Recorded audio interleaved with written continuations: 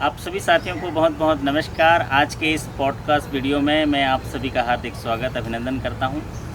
साथियों, जब भी एक सवाल मन में आता है कि ज़िंदगी क्या है या जीवन क्या है, तो एक सामान्य सा उत्तर आता है, जन्म से लेकर मृत्यु तक की जो अवधि है उसको जीवन कहते हैं। लेकिन जीवन की सार्थकता क्या है, तब फिर मायने बदल जाते हैं और अनुभव बदल जाते हैं।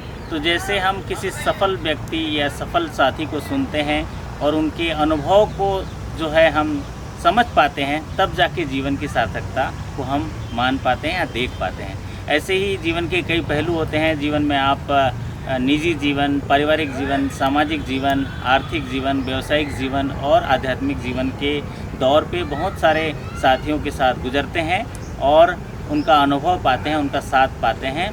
तो ठीक उसी तरह आज मैं इस पॉडकास्ट वीडियो में आपका स्वागत करना चाहूँगा। आज एक ऐसे शख्सियत का हम पॉडकास्ट करेंगे जो 38 सालों से भी ज़्यादा बैंकिंग करियर का अनुभव, बेसिक बैंकिंग से लेके जो एडवांस बैंकिंग आज की हो रही है, इमर्जिंग बैंकिंग, उसमें वो उनका dedication, designation is not important, dedication is important. ठीक उसी तरह से जो हमारे साथी आज जिनसे हम चर्चा कराएंगे, उनका नाम है आदरणीय श्रीमान वी रेंगन साहब, जो दिसंबर 2023 में रिटायर हुए हैं मुख्य प्रबंधक के पद पर। मैं सर का बहुत बहुत स्वागत करूंगा, अभिनंदन करूंगा। सर, आपसे चर्चा के दौरान जो है हम सीखेंगे। सबसे पहले आज के इस वीडियो में आपको बहुत बहुत स्वागत है। सर, अपने बारे में। नमस्कार, सभी को नमस्कार। मैं अपना परिचय इस प्रकार दे रहा हूँ। मैं वी रंगन लिखता हूँ। मैं बैंकिंग सेवा में सन 1984 में ज्वाइन किया था और ऐसे क्लर्क ज्वाइन किया हूँ और अभी जो दिसंबर 2023 में ऐसे chief manager Bhopal zonal office से रिटायर हुआ हूँ। आप सबसे इस इंटरव्यू के दौरान मिलने से मुझे बहुत अच्छा लग रहा है। एक बार और आप लोगों को बहुत बहुत शुभकामनाएं। शुरुआती दौर में आपसे पूछना चाहूँगा कि जब बैंकिंग करियर की शुरुआत से पहले आपके जीवन को आप किस तरह से देखते हैं और क्या क्या जो है आपने किया है, अगर शिक्षा जीवन या पारिवारिक या व्यक्तिगत जीवन के बारे में हमारे साथियों को बताइए। मेरा जन्म हुआ था 1963 में मेरा जन्म हुआ था। अनफॉर्चुनेटली विद इन 2 इयर्स मेरे फादर का डेथ हो गया था। तो मेरे घर में मैं, मेरे 2 बड़े ब्रदर और एक बड़ी सिस्टर और मम्मी, हम 5 लोग थे। तो सबसे छोटा मैं हूँ और चूँकि पिताजी के गुजर जाने के बाद परिवार में नेचुरली स्ट्रगल लाइफ आ गया था।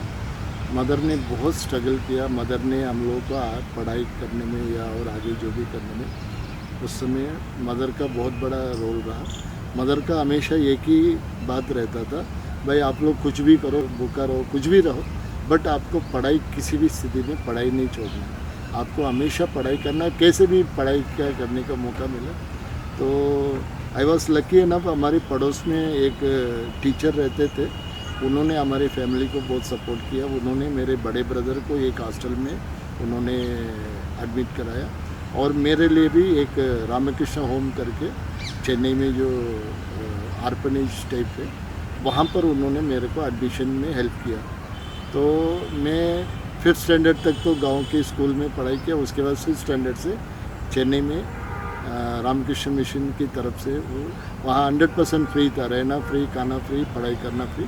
एक ही कंडीशन था वहाँ, जब कभी आप हर साल आपको प्रमोशन में अच्छे मार्क लेके प्रमोट होते जाना, जिस साल आप फेल होंगे तो उस साल से आपका डिस्कंटिन्यू हो जाएगा। ये 10th की पढ़ाई कंप्लीट करने के बाद 11th और 12th में वहाँ चेन्नई में रह के पढ़ाई किया। जिस समय मेरी मदर यहाँ भोपाल आ चुकी थी, वहाँ चेन्नई में मेरे जो सबसे बड़े भैया शंकरन, उनके साथ रहा, शंकरन जी के साथ रहा।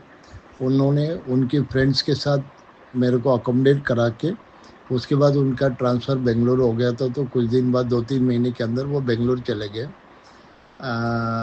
अनफॉर्चुनेटली अभी वो भैया और भाभी दोनों नहीं रहे। उनकी बच्चे अभी बेंगलोर में वेल सेटल्ड है, बढ़िया काम कर रहे हैं। जब कभी मेरी बेटी जब पढ़ाई बेंगलोर में कर रही थी तो वहीं पर उनके यहाँ रह के पढ़ाई कर रही थी। तो उनको मैं अभी इस वक्त बहुत याद करता हूँ। तो वहाँ से पढ़ाई करने के बाद इस बीच में मेरा जो एल्डर ब्रदर है, उसका बैंक ऑफ इंडिया में नौकरी लग गया। वो इंदौर में मेरे जीजा जी रहते थे, तो उन्होंने इंदौर में उनके साथ वहाँ बैंकिंग में आ गया था। फिर मैंने 11th और 12th जो है वहाँ पर पार्ट टाइम नौकरी करके मैं अपने पढ़ाई कंटिन्यू करता था। एक हॉस्टल वगैरह में रह के मैं मैनेज करके पढ़ाई करता था। इमीडिएटली 12th कंप्लीट करने के बाद ब्रदर के साथ इधर इंदौर में आ गया। चूँकि परिवार में नौकरी का ज़्यादा ज़रूरत था, इसलिए हमने एक प्राइवेट कंपनी में नौकरी ज्वाइन कर लिया, ऐसे टाइपिस्ट ज्वाइन किया और साथ ही साथ हम बैंक के एग्ज़ाम्स वगैरह देते रहे। घर में पूरा माहौल बैंकिंग और फाइनेंस का था, क्योंकि जीजा जी LIC में थे, बड़े भैया बैंक ऑफ इंडिया में थे, तो घर में हमेशा बैंक की बातें होती थी। तो इस वजह से हमने एक रुझान आ जाता है कि घर में वो लोग भी बैंक में, तो मैं भी बैंक का एग्ज़ाम दूंगा। तो मैंने शुरुआत में 3 एग्ज़ाम दिया, तीनों में पास हुआ। उस समय BSRB वो BSRB का था उस समय। तो सबसे पहले कैनरा बैंक में करीब 6 महीने काम किया। उसके बाद स्टेट बैंक ऑफ इंदौर में सिलेक्शन हुआ।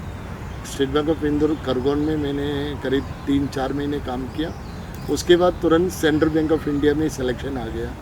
तो सेंट्रल बैंक ऑफ इंडिया में सिलेक्शन आने पे LIC का अकाउंट सेंट्रल बैंक में और जीजा जी LIC में थे। तो उन्होंने ये बोला कि यार आजकल सेंट्रल बैंक सबसे टॉप मोस्ट बैंक है, आप स्टेट बैंक ऑफ इंदौर छोड़ दो, सेंट्रल बैंक ज्वाइन कर लो। तो उनके कहने से मैंने सेंट्रल बैंक ज्वाइन किया और अच्छा डिसीजन रहा। वो जो भी डिसीजन था वो अच्छा। कौन से साल की बात होगी सर? ये 1984 में मैंने सेंट्रल बैंक ज्वाइन किया। वैसे मैं 82 से ही बैंकिंग करियर का मेरा चलता ही रहा। 84 में मैंने महाराष्ट्र में जलगांव में मैंने ज्वाइन किया। लगभग 10 साल में वहाँ पहले क्लरिकल के रूप में, फिर हेड कैशियर के रूप में काम किया। चूँकि ब्रदर यहाँ इंदौर में रहते थे, तो मैं बार बार इंदौर के लिए रिक्वेस्ट करता था। 94 में मुझे भोपाल का रिक्वेस्ट कंसिडर हुआ, तो मैं विदिशा में एज ए क्लर्क 94 में ज्वाइन किया। तब से मैं मध्य प्रदेश में बैंकिंग करियर में मैं सफल जो हुआ हूँ, उसके मेन कारण जो है भगवान की जो मेरे ऊपर अपार कृपा रही। उसके साथ साथ मुझे एक बहुत अच्छे फैमिली मिला। मतलब मेरे वाइफ और मेरे बच्चे इतने कोऑपरेटिव नेचर के हैं कि हमें कभी मतलब मेरी वाइफ ने कभी मेरे को घर की कोई भी प्रॉब्लम में मेरे को फेस करने नहीं दिया। सारे हैंडल करते थे अकेले और बच्चे भी काफ़ी अच्छे कोऑपरेटिव किए। मैं I am blessed with 2 good doctors. My Elder daughter she is Aishwarya and younger one is Akshaya. Both are doing very well, and I can say it's a God's gift to give a good family, which has helped me in becoming a good person in the life. Okay, बहुत बढ़िया sir, एक अच्छा आपने बताया। और शुरू में इतनी चुनौतियां मिली जो आपको जो है राह में चलने के लिए आपको मजबूत बनाए, और आपका परिश्रम, आपका ध्येय के प्रति एकाग्रता और आपकी लगनशीलता और निष्ठा जो है सफलता की राह दिखाते रहे और धीरे धीरे आप सफलता की राह पर चढ़े। तो इस पूरी प्रक्रिया में जब आप बैंक ज्वाइन किए, तो बैंक तो एक सेवा भाव के साथ, सहनशीलता के साथ और त्वरित तरीके से कार्य करने वाली पद्धति को जो है इंगित करता है इंडस्ट्री में। तो उस समय की जो बैंकिंग है उसके बारे में थोड़ा बताइए ना, किस तरह से ग्राहक को आप संगठित करते थे और प्रेरित करते थे बैंकिंग में? देखिए, ऐसा जैसे मैंने पूर्व में बताया, हमारा स्ट्रगल पीरियड की वजह से हमने जीवन की हर चीज़ को हमारे गुजर चुके थे। तो इसलिए बैंकिंग में जब करियर मिला, तो सर्वप्रथम मेरा सर्विस टू कस्टमर्स मेरा हमेशा ही मेरा इसमें था। मतलब हमेशा जो भी कस्टमर आते थे उनको बिल्कुल एक भगवान को सेवा करने के हिसाब से हम सोचते थे। आप बिलीव नहीं करोगे, मैं महाराष्ट्र में जब क्लरिकल बिल्कुल 1-2 साल के सर्विस में था, उस समय की एक छोटा सा इंसिडेंट कोट करना चाहूँगा जो मेरे कस्टमर सर्विस पे आपको उसका प्रकाश डालेगा। एक लड़का इंजीनियरिंग कॉलेज पढ़ता था, वो कुछ एग्ज़ाम में फेल हो गया, तो उसके पिताजी ने उसको फर्दर एग्ज़ाम के लिए फ़ीस भरने से मना कर दिया था। मैं जब महाराष्ट्र में बैंक में था उस समय की बात करता हूँ। तो वो लड़का मेरे पास बैंक में आया, मैं DD काउंटर में बैठा था। फ़ीस हार्डली 500 रुपये का था, कोई ज़्यादा बड़ा फ़ीस नहीं था, बट उस समय वो 500 रुपये बहुत बड़ा कीमत था।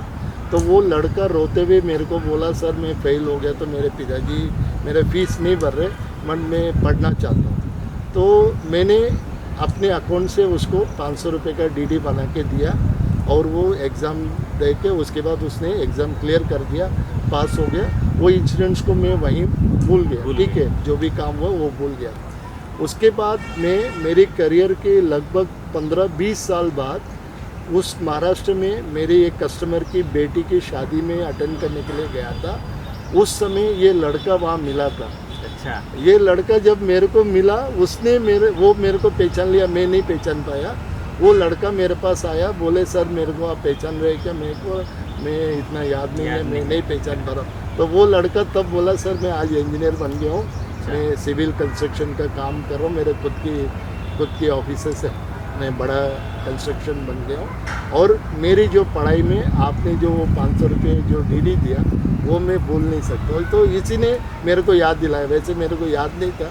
तो ये एक उदाहरण हो सकता है मैं कैसे कस्टमर के साथ मैं आज भी मैं जिस ब्रांच में मेरी सर्विस शुरू किया उस ब्रांच के कस्टमर से आज भी जुड़ा हूँ। आज भी मेरे उनसे रोज़ सुबह नमस्कार वगैरह होता है। वो घर पे आए, भोपाल में मेरे घर में आए, वो हम लोग मिलते रहते, कभी कभार जब भी बच्चों की शादी वगैरह में मिलते रहते। मैं हमेशा मेरे कस्टमर को एकदम मतलब भगवान ही समझा और वैसे ही मैं सर्विस की। क्या बात है सर, बहुत बढ़िया। ये तो बहुत ही बड़ी बात है, आपने किसी के जीवन में एक पहलू पे मदद किया है, ऐसी जगह जहाँ से वो आज मतलब आगे करियर की ओर आगे बढ़ा। तो उस समय जो आप बैंकिंग में जब थे सर, तो उस समय इतने सारे खाते तो सबके नहीं होते थे, गांव-गांव में बैंकिंग होता था और थोड़ा बैंकिंग को अच्छा माना जाता था। अभी बदलाव बहुत आया, उस बदलाव की पीढ़ी को भी आप देखे हैं, जो पहले लेज़र बैंकिंग होता था, मैनुअल बैंकिंग होता था, फिर सेमी ऑटोमेशन, फिर उसके बाद CBS कोर बैंकिंग आया। तो इस पूरे सिनारियो में आप कैसे अपने आप को बदलाव कर पाए, क्योंकि समय के आधार पर बैंकिंग बदलता गया, आप कैसे उसको बदल पाए या सीख पाए? एक्चुअली क्या ये मेनली क्या मेरे डेडिकेशन टुवर्ड्स वर्क जो है वो शुरू से ही रहा मेरा। जब बैंकिंग कंप्यूटर के बिना नॉर्मल बैंकिंग था, उस समय हम लोग कंपटीशन के तौर पे काम करते थे। जैसे उस समय सेविंग लेजर में ब्याज लगाने का काम मिलता था, हर एक हम 3-4 क्लर्क, तो हर एक क्लर्क को 2 या 3 लेजर मिलते थे। तो मैं अपना काम के साथ साथ किसी और का काम भी एक आध लेजर वॉलंटरीली लेके करता था, आपस में कॉम्पीट करते थे। एक उदाहरण के तौर पे मैं मेरे जो 94 to 99 के बीच में जब मैं विदिशा में ऐसे क्लर्क काम जब वहाँ करता बैलेंसिंग करनी होती थी वो, हाँ, उस समय मैं आपको एक बात बताता हूँ जिससे पता चलेगा कैसे। देखिए क्या होता था, मैं विदिशा में ऐसे क्लर्क काम करता था, मेरे ऑफिसर में मिस्टर SN विजयवर्गीय जी ऑफिसर थे। तो वो जो प्यून जो है मेरे घर से 8 साढ़े 8 बजे चाबी लेने आता था। जैसे प्यून चाबी लेके गया, वो तुरंत मैं भी पीछे एक आधा पौन घंटे के बाद मैं भी बैंक चले जाता था। मैं एक लेजर का पूरा इंटरेस्ट कैलकुलेशन करके 10 बजे तक वो मेरे टेबल में रख के मैं घर पे खाना खाने आ जाता था। ये विजयवर्गीय जी जो ऑफिसर है, स्केल 1 ऑफिसर थे, वो मेरे इंचार्ज हुआ करते थे। वो 10:05 पे जैसे पहुँचते थे, वो मेरे टेबल में वो बैलेंस किया हुआ देख के वो आधा घंटे के अंदर उसको तुरंत चेक करके रखते थे। तो इस तरह हमारा ट्यूनिंग ऐसे चलता था, कंपटीशन टाइप। मैं जितना तेज काम करता उतने ही तेज वो चेकिंग करते थे।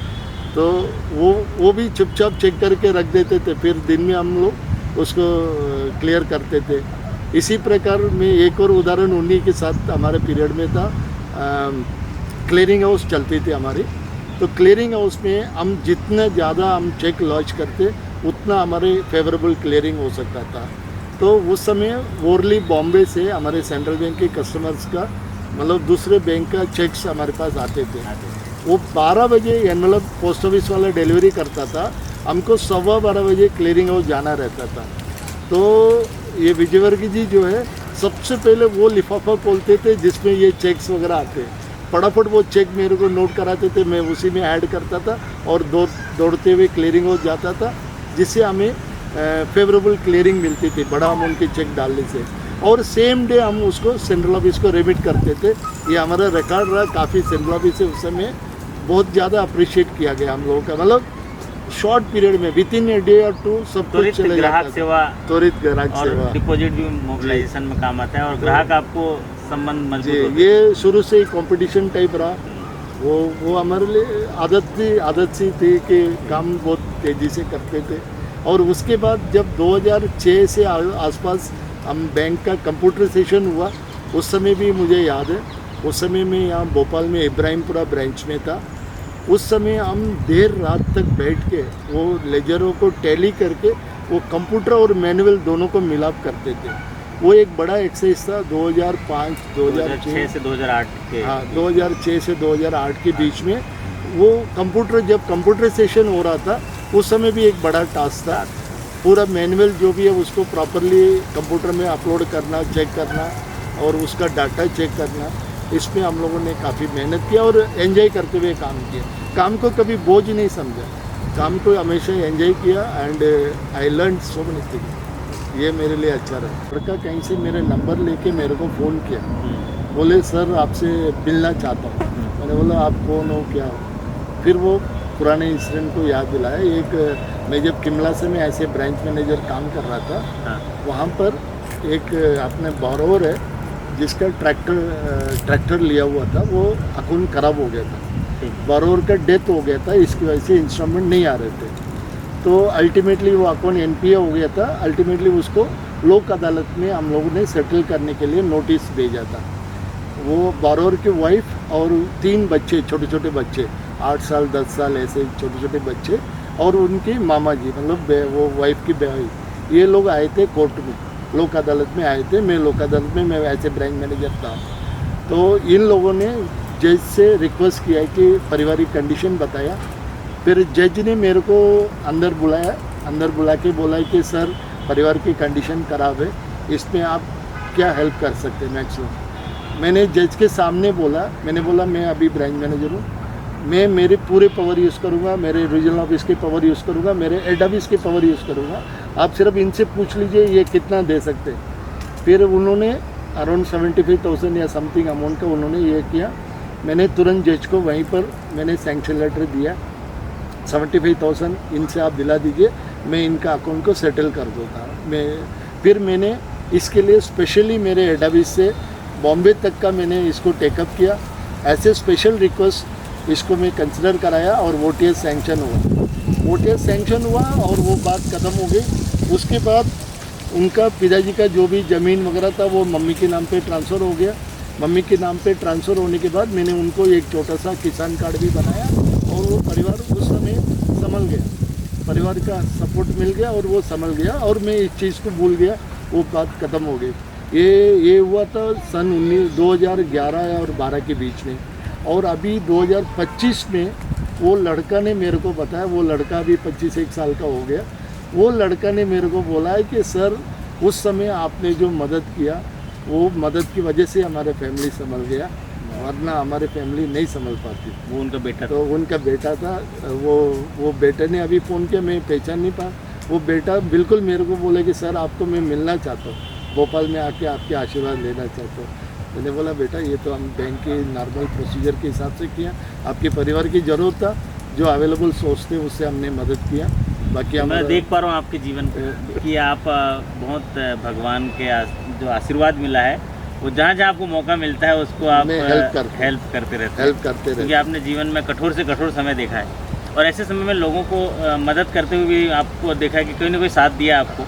और 1-2 बार मेरे को लोकल में डिस्ट्रिक्ट कलेक्टर लोगों से हमारी मुलाकात होती रहती है, उन लोगों ने भी हमारे काम को बहुत सराहना किया। और हम लोग हमेशा, मैं गांव में खूब घूमता हूँ, जब भी मैं ब्रांच मैनेजर किया मैं पूरा गांव में घूमता हूँ और ज़रूरतमंद को ढूंढ के निकालता हूँ, जिसको ज़रूरत है उसको ढूंढ के उसको मैं आगे बढ़ाने में मदद करता हूँ। ये हैबिट रहा।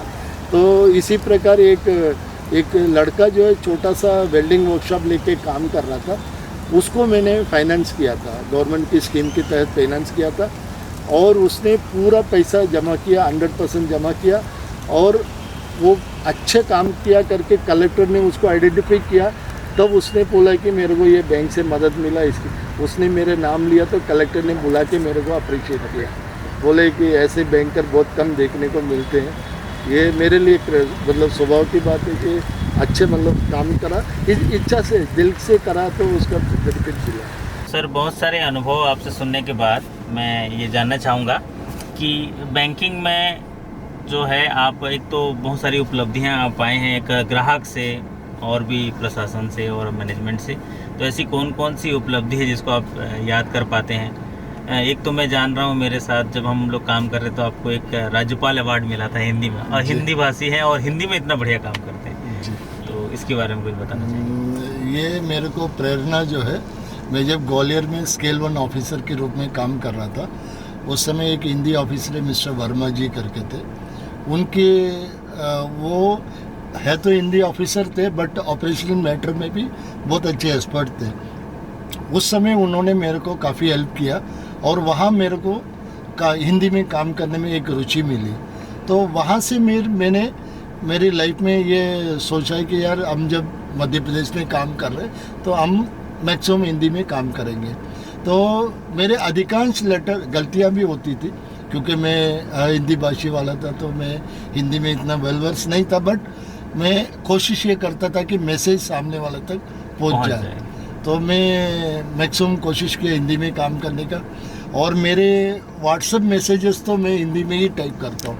एक मैं एम्प्लॉय कोऑपरेटिव सोसाइटी चलाता हूँ जिसमें मेरे सबऑर्डिनेट कैडर सब स्टाफ के लोग अधिकांश मेंबर है, इसलिए मैं उसमें 100% हिंदी में ही मैसेजेस करने करता हूँ, और मैं अपने दिल से मैं करने से कामयाब हुआ हूँ। इसी में एक बार आई थिंक 2022 में यहाँ गवर्नर के द्वारा मुझे पुरस्कृत किया गया, वो बाकी मेरे लिए काबिल ये था। मैंने हिंदी में एक प्रबोध और प्रवीण, ये 2 एग्ज़ाम बैंक में ज्वाइन करने के बाद मैंने पढ़ाई करके पास किया। एक प्रवीणता प्राप्त है। प्रवीणता मैं किया था बट उसमें पास मार्क नहीं आ पाया, बट मैंने पढ़ाई किया, प्रवीणता तक पढ़ाई की। तो सर जैसे बैंकिंग के इतने सारे अनुभव और फिर रिटायरमेंट के समय, इसमें आप एक अच्छे बैंकर ऑफिसर्स होने के लिए कौन से 2-3 गुण को आप देख पाते हैं कि जो होने के बाद वो आनंद लेगा काम का? वैसे तो बहुत चुनौती भरा काम है और स्ट्रेस इंडस्ट्री में आता है बैंकिंग इंडस्ट्री, क्योंकि सर्विस इंडस्ट्री है और जहाँ सर्विस की भाव आती है तो एक एक्स्ट्रा डेडिकेशन, आपको एक एक्स्ट्रा जो तैयारी रखना पड़ता है ग्राहकों के लिए। तो उसमें क्या 2-3 क्वालिटी आप देख पाते हैं जो चाहिए?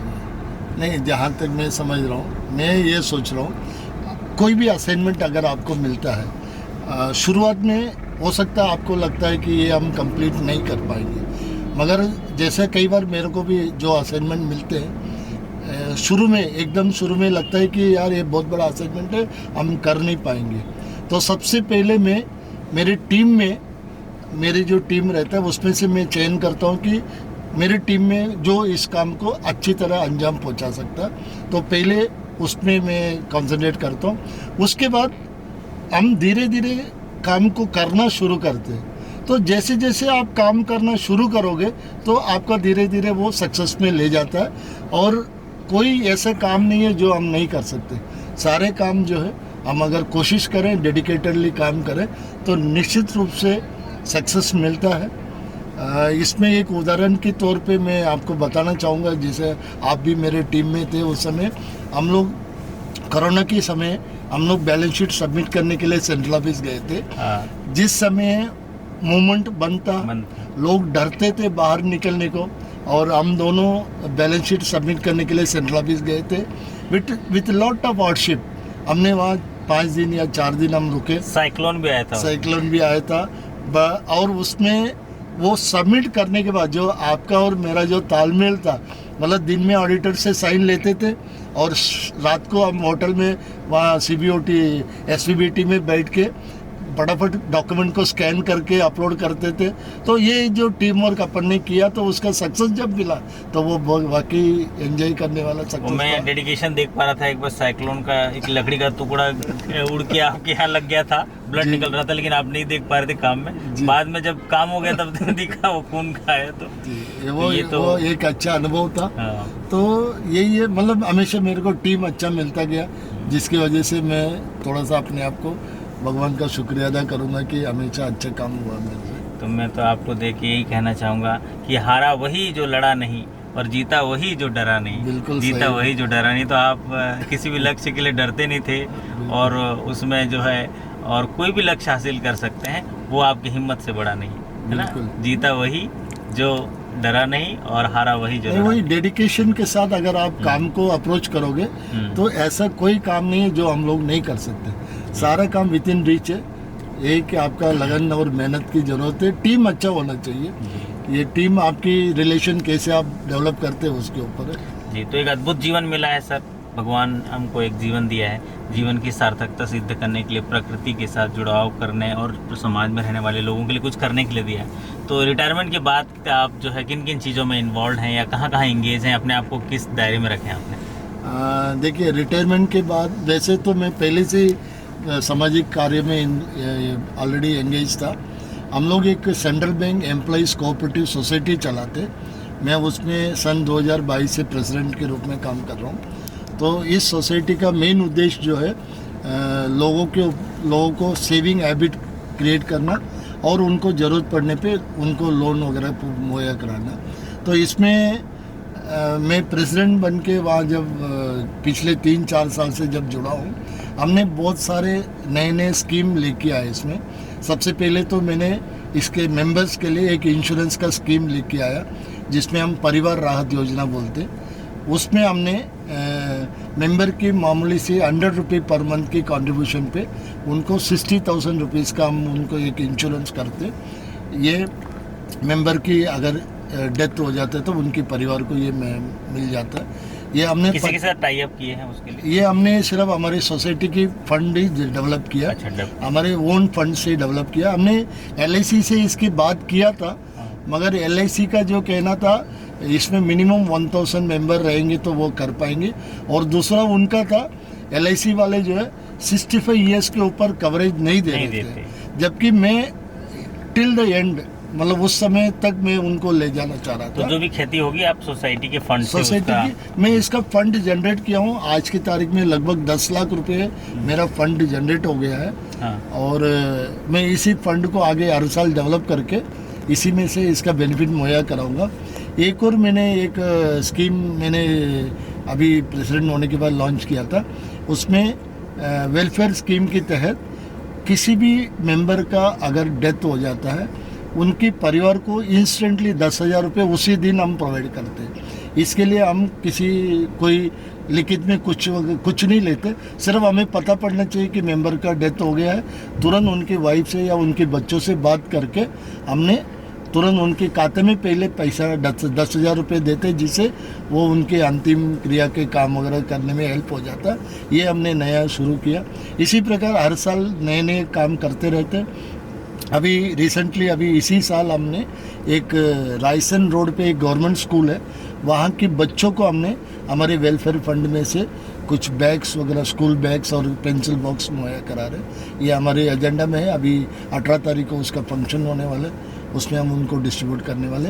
ऐसे कुछ ना कुछ प्रोग्राम करते रहते हैं। सोशल एक्टिविटी में आप लगे हैं और समाज के लिए अच्छा क्या बेहतर हो सकता है, निर्धन परिवार के लिए या बच्चों के लिए आप करते हैं, व्यक्तिगत तौर से भी करते हैं और जिस सोसाइटी में जुड़े हैं उसके तौर पे करते हैं। इसी प्रकार हमने एक Madhya Pradesh central bank retired employee association चलाते। उस एसोसिएशन में मैं वाइस प्रेसिडेंट हूँ पूरा मध्य प्रदेश का।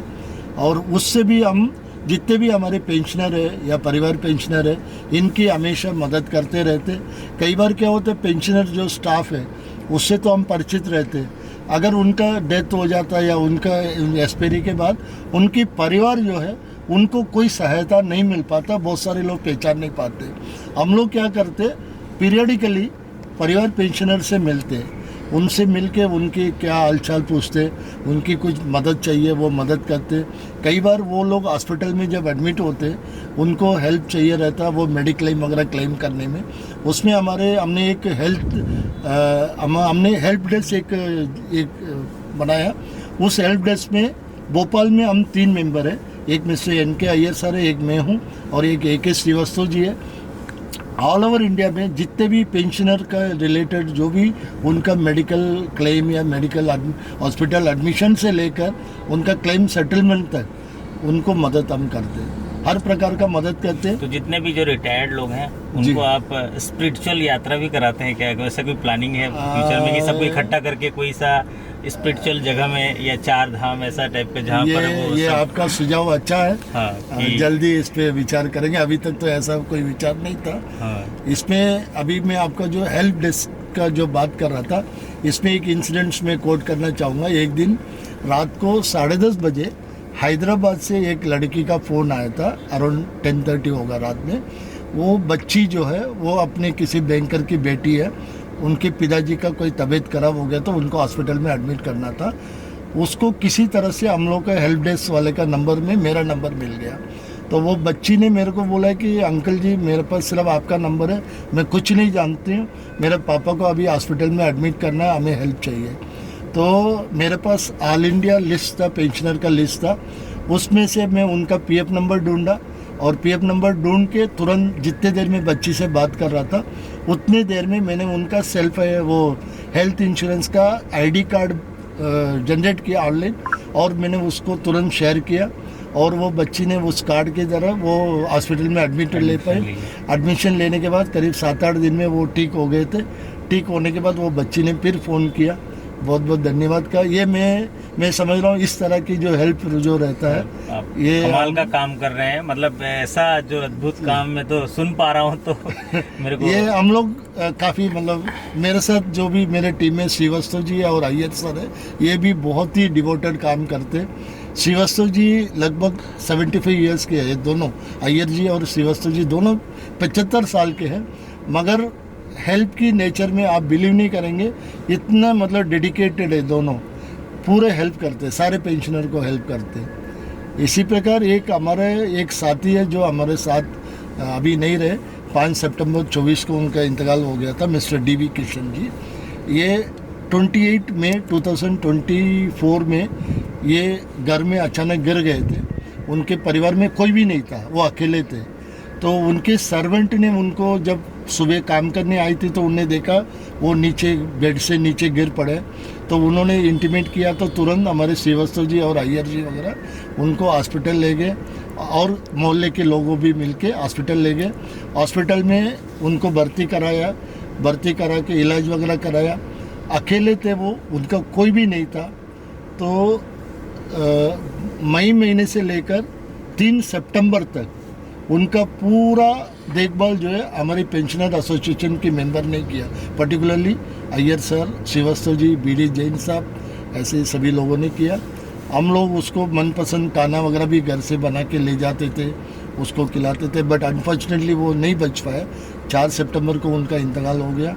उसके बाद हमने उनके यहाँ तक वो जब हॉस्पिटल में थे, हॉस्पिटल से डिस्चार्ज होके एक दिन घर भी आए थे, तो तब हमने लिटरली हम ही लोगों ने उनके घर साफ़ सफाई किया, साफ़ सफाई करके उनको घर में बिठाया। उसके बाद फिर तबीयत खराब हो गया तो फिर हॉस्पिटल एडमिट करना पड़ा। उनके डेथ के बाद उनके सिस्टर को ढूंढ निकाला। उनकी सिस्टर से हमने सारे उनकी जितने भी प्रॉपर्टी डॉक्यूमेंट्स वगैरह जो भी हमें पता था वो हमने उनको मुहैया कराया।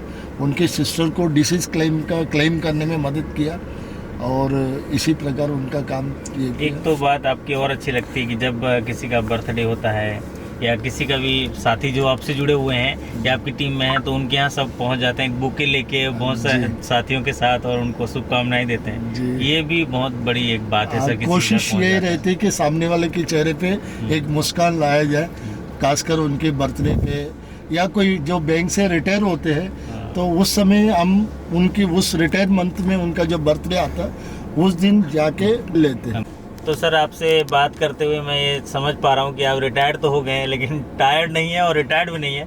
बहुत सारी गतिविधियों में जुड़े हैं, सोसाइटी के साथ जुड़े हैं, एम्प्लॉई के साथ जुड़े हैं, कस्टमर के साथ भी जुड़े हैं और जब भी फ़ोन आता है तो आप नहीं बताते कि मैं रिटायर हो गया हूँ। जो उसकी मदद हो सकता है करते हैं, नहीं हो पाया तो एक्सीलेट करते हैं। ये बहुत बड़ी खूबी है।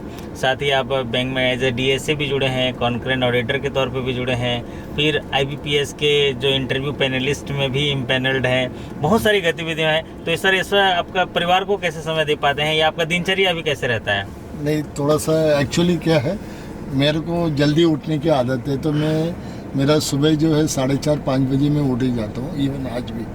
तो उस वजह से मेरे को 24 घंटे में 2 घंटे एक्स्ट्रा मिल जाता है, बाकी लोगों की अपेक्षा में एक्स्ट्रा मिल जाता है और मैं समय दे पाता। मैं एक्चुअली इसमें मेरा इंटरेस्ट इन सब में ज़्यादा है, इसलिए मैं बैंक से हमेशा जुड़ा रहना चाहता हूँ। आपने सही बोला, आज भी अगर कस्टमर का फ़ोन आता है मैं पहले उसका जो भी इशू है वो मैं सुन लेता हूँ।